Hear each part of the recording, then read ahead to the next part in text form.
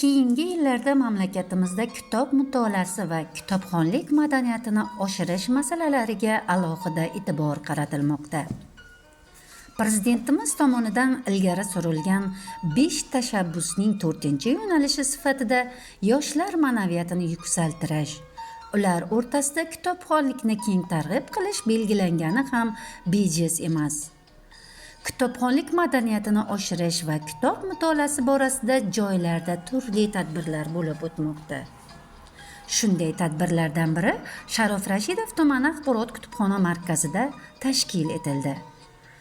Unda kitobsevar millat shiori ostida hamda O'zbekiston Respublikasi Prezidentining 2023-yil 28-noyabrdagi Yoshlar uchun 1000 kitob loyihasini amalga oshirish chora-tadbirlari to'g'risidagi Prezident qarorining 380-sonli qaroriga muvofiq joriy yilning 23-oktyabr kuni Yoshlar ishlari agentligi tomonidan 27 nom 270 nusxada ajratilgan kitob karvoni Sharof Rashidov tumani axborot kutubxona markaziga qabul qilindi.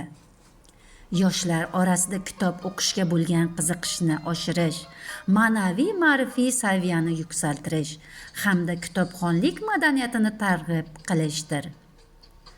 Aziz kitobxonlar, bir-biridan ajoyib yangi kelgan adabiyotlarni mutolaa qilishga chorlab qolamiz.